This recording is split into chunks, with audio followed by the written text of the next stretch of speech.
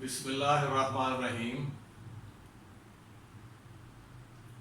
BS education 4th semester, इसका आज lecture number 12 है और बीएस इकोनॉमिक्स 2nd सेमेस्टर, इसका लेक्चर नंबर 16 है।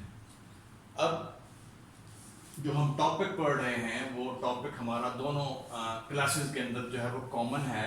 टॉपिक हमारा चल रहा है सीक्वेंस, और सीक्वेंस का दूसरा नाम जो है प्रोग्रेशन है। इससे पिछले लेक्चर्स में अगर आपको याद हो तो हमने सीक्वेंस डिफाइन की थी, सीक्वेंस की एग्जांपल्स की थी, सीक्वेंस को किस तरह रिप्रेजेंट करते हैं, उसे किस तरह डिनोट करते हैं, ठीक है जी। और फिर मैंने आपको सीक्वेंस की जनरल टर्म बताई थी। जनरल टर्म के लिए हम कहते हैं उसको AN का नाम देते हैं, जनरल टर्म भी कहते हैं AN को, या कहते हैं एनर टर्म ऑफ द सीक्वेंस, ठीक है जी। उसके बाद फिर मैंने आपको जो है वो रियल सीक्वेंस इसके बारे में बताया था कि अगर आपके पास किसी भी सीक्वेंस के जो तमाम टर्म्स हैं, ये तमाम मेंबर जो हैं, उनका ताल्लुक सेट ऑफ रियल नंबर से हो तो वो हमारी सीक्वेंस कहलाती है रियल सीक्वेंस।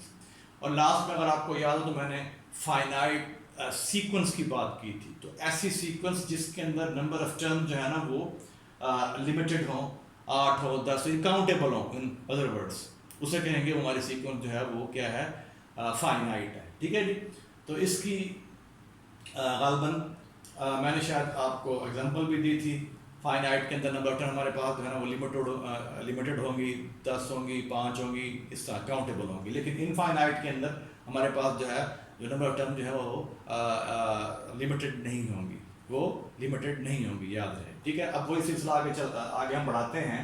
अब इस सीक्वेंस से मुतल्लिक हमारे पास एक्सरसाइज है जो फर्स्ट ईयर की बुक को हम फॉलो कर रहे हैं मैथमेटिक्स की। उसके पेज नंबर 191 पे एक्सरसाइज है 6.1। अब 6.1 एक्सरसाइज के अंदर पहला क्वेश्चन है, can write the first 4 term of the sequences. हमें मुख्तलिफ सीक्वेंसेस की जनरल टर्म या एनर टर्म जो है वो गिवन है, और हमने उस सीक्वेंस की पहली 4 टर्में लिखनी है। यानी वो 4 पूछ रहा है, 3 पूछ रहा है, 3 बता सकते हैं, 6 पूछ रहा है, 6 टर्म बता सकते हैं, जितनी पूछे उतनी टर्म हमने उसकी जो है ना वो लिखनी है, ये बतानी है, ठीक है जी। अब इसका पहला पार्ट है कि अगर आपके पास सीक्वेंस की जो जनरल टर्म है वो AN = 2 1 - 3, तो जनरल टर्म जब भी आपको सीक्वेंस की मालूम हो तो उसमें आप पहले n को 1 पुट करेंगे। पुट n = 1, तो A1 से अगर आपको याद हो तो मैंने बताया था कि फर्स्ट टर्म है सीक्वेंस की। तो फर्स्ट टर्म जहाँ पे अगर आप यहाँ पे n को 1 पुट करेंगे, 2 × 1 - 3, तो ये अगर 2 - 3 दिस इज -1, तो फर्स्ट टर्म जो है ये -1 आ जाएगा। फिर सेकंड टर्म के लिए आपने n को 2 पुट करना है, इसके अंदर n को 2 पुट करेंगे तो सेकंड टर्म ये A2 बन जाएगा, जैसे 2 × 2 - 3, तो 4 - 3 दिस इज 1, तो इसकी सेकंड टर्म जो है वो 1 आ जाएगी। फिर थर्ड टर्म के लिए n को 3 पुट करना है, तो A3 यहाँ पे n हम 3 पुट करेंगे, A3 = 2 × 3 - 3, तो कितना हो गया, ये हो गया 6 - 3 3, तो इसकी जो थर्ड टर्म है वो कितनी आ जाएगी, वो आ जाएगी 3। फिर फोर्थ टर्म के लिए n को 4 पुट करें जनरल टर्म के अंदर, तो A4 आ जाएगा। A4 आपके पास = 2 × 4 - 3, तो 8 - 3 = 8। तो आपके पास सीक्वेंस की जो टर्म आएंगी 4 टर्म ये होंगी, नफी 1 1 3 5, ठीक है ना। तो ये हमारी कहलाएगी फाइनाइट सीक्वेंस, ठीक है। ये एक और एग्जांपल है फाइनाइट सीक्वेंस की। अब ये इसका पार्ट नंबर 1 था, क्वेश्चन 1 एक्सरसाइज 6.1 जो हम अभी हमने स्टार्ट की है। अब आते हैं इसके पार्ट नंबर 5 की तरफ। अब 5th पार्ट के अंदर आपको जनरल टर्म ये गिवन है, AN = n whole divide by 2n + 1। यहाँ भी हमने इसकी पहली 4 टर्म मालूम करनी है। n को 1 पुट करेंगे तो A1 1 and 1/2 × 1 + 1, ठीक है। तो 1/2 × 1 2 हो गया, +1 तो 1/3, तो फर्स्ट टर्म इसकी जो है 1/3 आ जाएगी। तो इसमें n को 2 पुट करेंगे तो A2 2 / 2 × 2 + 1, तो 2 / 4 + 1 2/5। n को 3 पुट करेंगे, ठीक है जी, इसके अंदर n को 3 पुट करें तो 3 × 2 × 3 + 1, तो 3/6 + 1 7, 3/7 हो गया ये।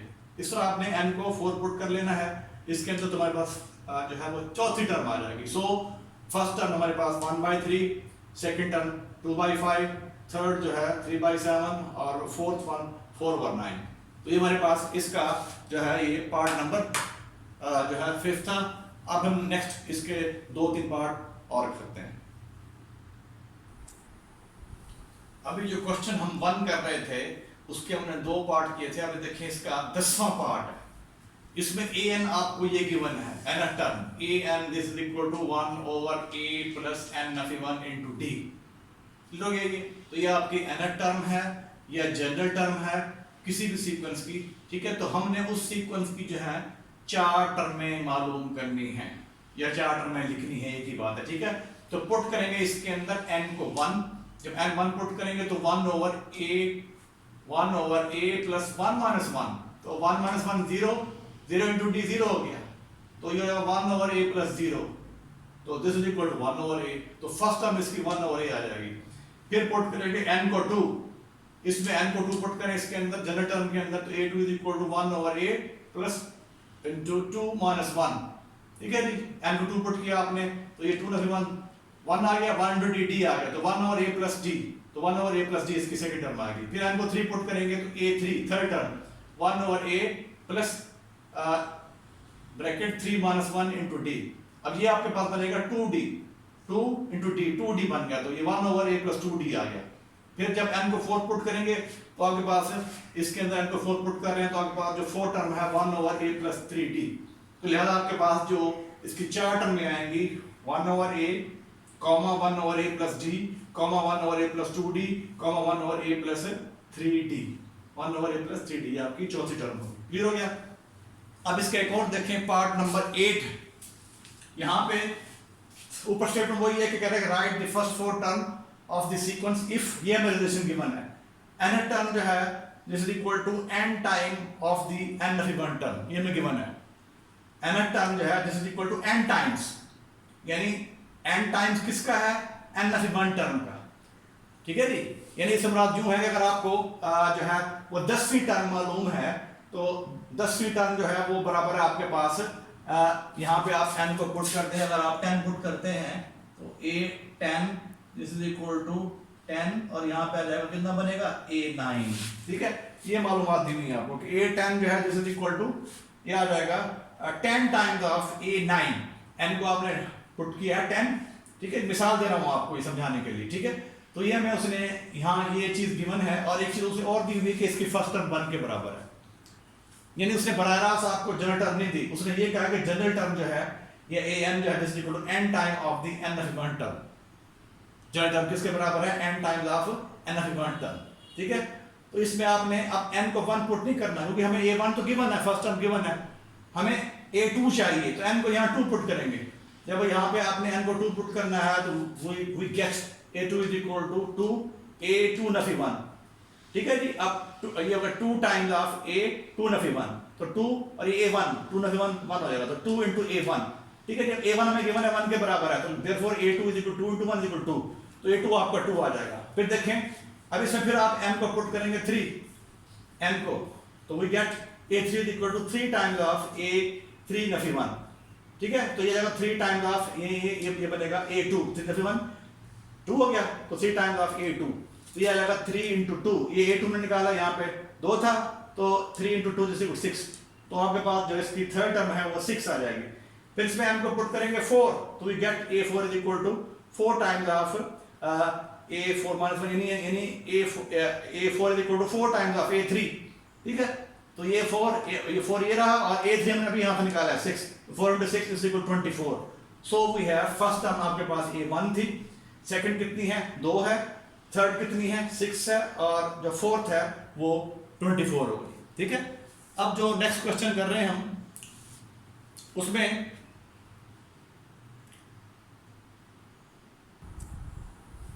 अब देखिए क्वेश्चन नंबर 2 है इसका, कह रहा है exercise same 6.1 find the indicated term of the following sequences, यानी जो टर्म वो पूछता है सीक्वेंस की वो हमने बतानी है। जैसे यहाँ पे पहले पार्ट के अंदर उसने दिया हुआ सीक्वेंस दी हुई है 2 6 11 17 एंड सो ऑन, कह रहा है हमने इसकी a7 यानी हमने इसकी 7वीं टर्म जो है वो बतानी है कि इसकी 7वीं टर्म क्या होगी, ठीक है। अगर आप इसको ऑब्जर्व करें तो फर्स्ट टर्म जो है ये 2 है, ठीक है। 2 में आप 4 ऐड कर रहे हैं आपको 6 मिल रहा है, 6 में 5 ऐड कर रहे हैं 11 मिल रहा है, 11 में फिर 6 ऐड कर रहे हैं कितना मिल रहा है 17 में फिर आप 7 ऐड करेंगे तो आपको नेक्स्ट टर्म मिलेगी, ठीक है, ऐसे ही है ना।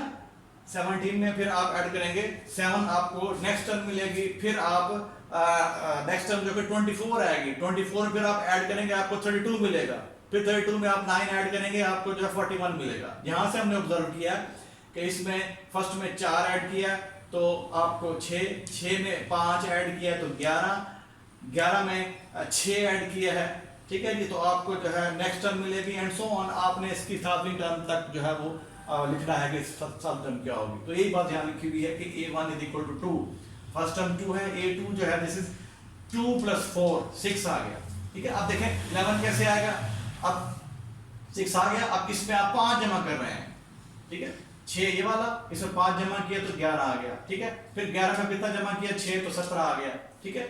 अब फिर 17 में कितना जमा किया, 7 में यहाँ 6 जमा किया था, यहाँ 7 जमा करेंगे तो 24।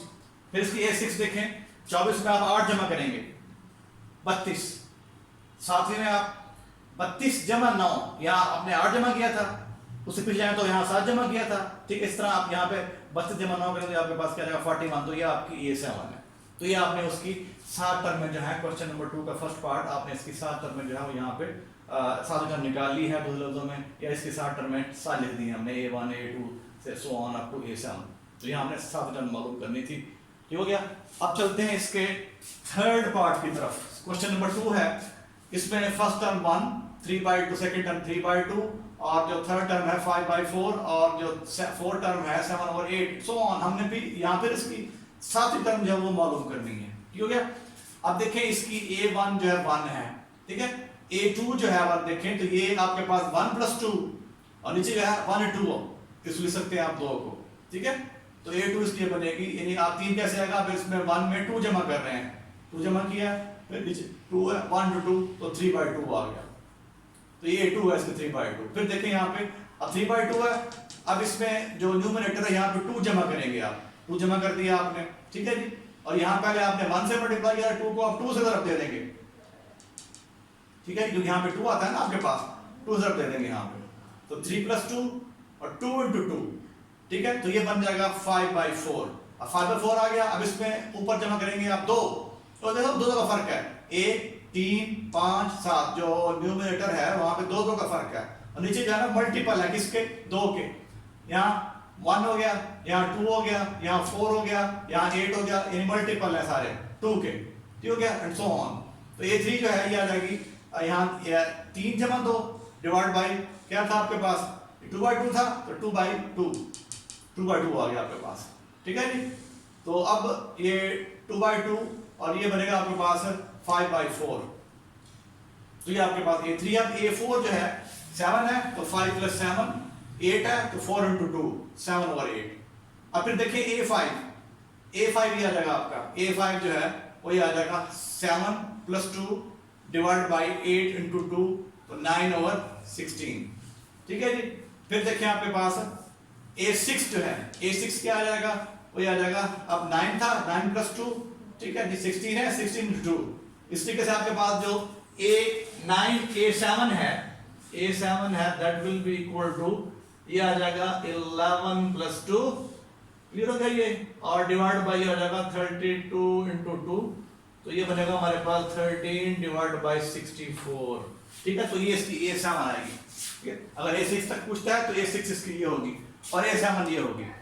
इस तरह आप इसके बाकी पार्ट करेंगे क्वेश्चन नंबर 2 के। क्वेश्चन नंबर 3 में, ठीक है, यहाँ पे कह रहा है क्वेश्चन 3 सेम एक्सरसाइज 6.1, तो इसमें कह रहा है find the next 2 terms. Sequence हमें गिवन है, पहला इसका तीसरे का पहला पार्ट है, सीक्वेंस के अंदर 7 है 9 है 12 है 16 है एंड सो ऑन। तो यहाँ भी आपने इसकी जो मालूम करनी है वो नेक्स्ट 2 टर्म मालूम करनी है, यानी आपको 4 टर्म में गिवन है, पहली दूसरी तीसरी चौथी, आपने इसकी 5वीं और 6वीं टर्म मालूम करनी है, ठीक है। तो इसकी जो फर्स्ट टर्म है ये देखिए 7, जो सेकंड टर्म है तो ये 9 कैसे आएगा, तो इसमें आप 2 ऐड करेंगे, 7 पे 9 आ जाएगा, फिर 12 कैसे आ जाएगा, ठीक है जी। फिर आप इसमें 9 में 3 ऐड करेंगे तो 12 आ जाएगा। फिर देखें A4 जो है 12 में 4 ऐड करेंगे 16, A5 16 में 5 ऐड करेंगे 21, और A6 जो है वो क्या आएगा आपके पास A5 16 + 5, यहाँ पे देखा आपने 2 ऐड किया था, फिर यहाँ 3 ऐड किया, यहाँ 4 ऐड किया, यहाँ 5 ऐड करेंगे पिछले टर्म के अंदर, ठीक है।